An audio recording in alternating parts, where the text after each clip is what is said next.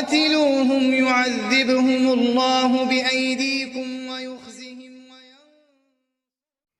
السلام علیکم ناظرین، میں ہوں عدنان وڑاج۔ پروگرام قرآن سے روحانی علاج میں آج ہم قاری صاحب سے پوچھیں گے کہ اگر گھر میں کوئی جادو والی چیز ملے، مثلا تویز وغیرہ یا پتلا وغیرہ، تو اس کا کیا کرنا چاہیے؟ السلام علیکم قاری صاحب۔ وعلیکم السلام۔ جی قاری صاحب، اس حوالے سے بتائیے گا۔ عدنان بھائی، سب سے پہلے تو یاد رکھیں کہ گھر میں کوئی بھی جادو والی چیز ملتی ہے یا آپ کو کسی بھی چیز پر یعنی محسوس ہوتا ہے کہ جادو ہو سکتا ہے یا اس پر جادو کر کے ہمارے گھر میں پھینکی گئی ہے یا جنات کے ذریعے سے آئی ہے اور اس کا جو ہے وہ ہمیں نقصان ہوگا، تو سب سے پہلے تو یاد رکھیں کہ آپ نے اس چیز کو پکڑنا نہیں ہے، مطلب فوری پکڑیں اور اٹھا کے دکھائیں جی سارے محلے کو، جی دیکھیں جی ہمارے گھر سے نکلی ہے۔ بس اوقات چھوٹی چھوٹی غلطیاں ایسی ہوتی ہیں جو ہم کر تو لیتے ہیں لیکن وہ ہمارے لیے جو ہے وہ فائدے مند نہیں رہتی، وہ ہمارے لیے فائدے کا باعث نہیں بنتی۔ اس میں دیکھیں گے ہم کہ بہترین صدقہ جاریہ حاصل کرنے کے لیے اس ویڈیو کو لائک کریں، شیئر کریں، کمنٹ کریں اور ہمارے چینل کو سبسکرائب کریں، پیج کو لائک کریں۔ قرآن سے روحانی علاج۔ جو جادو والی چیز مثلا تعویذ ہے، پتلا ہے یا کیل وغیرہ ہوتے ہیں اور کچھ چیزیں ہوتی ہیں جو جادو کر کے پھینکی جاتی ہیں، جادو کے ذریعے سے بھجوائی جاتی ہیں، وہ بھجوانے کا مقصد کیا ہے یہ بات کو سمجھنا ہوگا آپ کو۔ جادو کرنا ہے اس نے جہاں مرضی کر دے، جادو کرنا ہے جہاں مرضی کر دے، آپ کے گھر میں پھینکنے کی کیا ضرورت تھی؟ آپ کو بتانا تھا کہ ہم آپ پر جادو کر رہے ہیں۔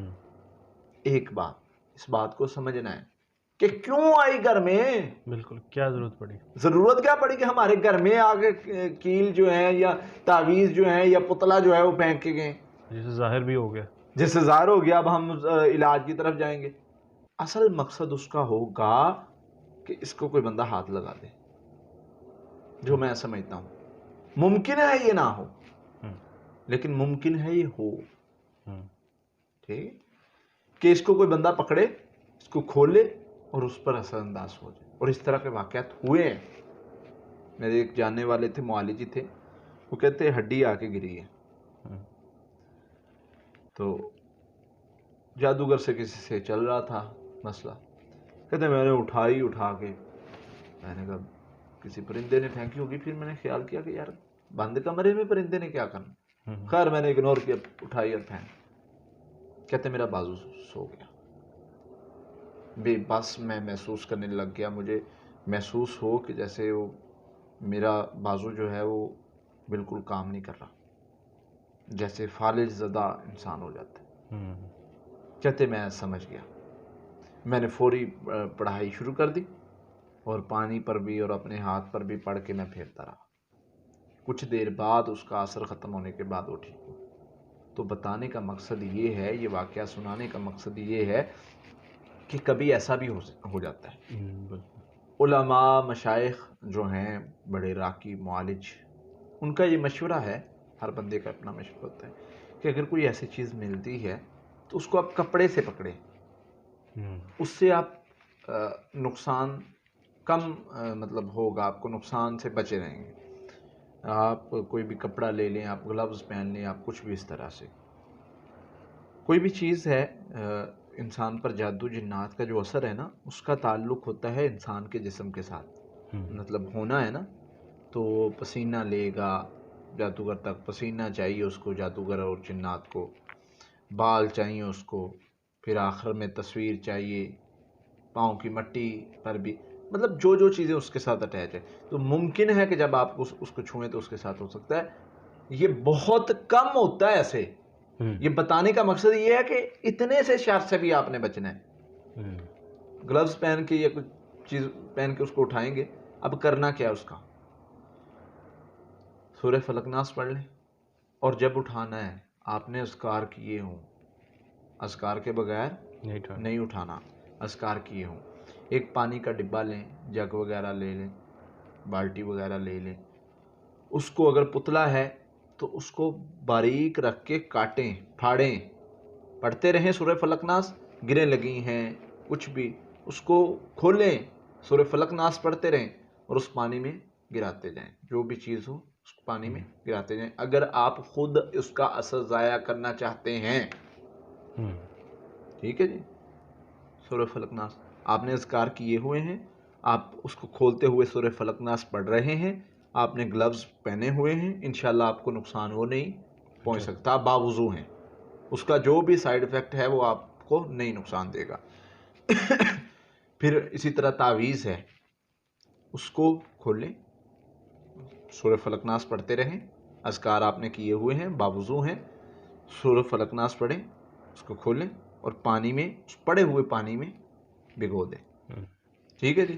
اب اس میں کم از کم 2 سے 3-4 گھنٹے اس کو پڑا رہنے دیں. پھر کسی جگہ پر اس کو پانی کو گرا دیں.